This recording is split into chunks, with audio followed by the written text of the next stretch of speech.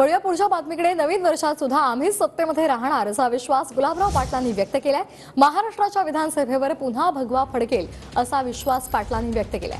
अब की बार 400 पार देशामध्ये असं चित्र असेल असंही ते म्हणाले।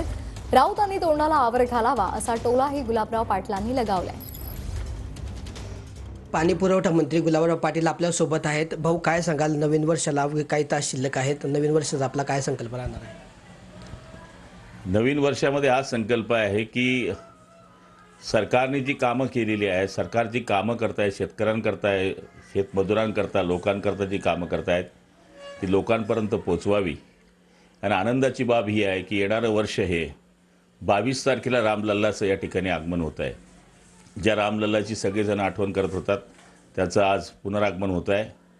त्या निमित्तानं नवीन वर्षात हीच मनोकामना आहे की येणारं हे वर्ष जे रामलल्लाच्या आगमनाचं आहे, पुढचं येणारं आयुष्यसुद्धा, पुढचं येणारा काळसुद्धा हा रामराज्याचा यावं, हीच पुढच्या वर्षाची आमची मनोकामना आहे।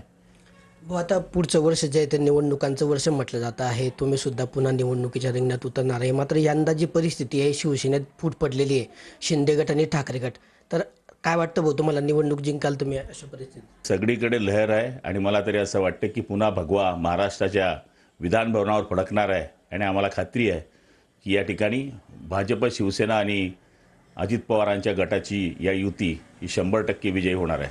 तुम्ही बघा, जे बोललं आहे ते खरंच आहे आणि आपल्याला सांगतो की यावर्षी अब की बार 400 पार अशा पद्धतीचं चित्र या देशात होणार आहे। किशोर पाटील, TV9 मराठी, जळगाव।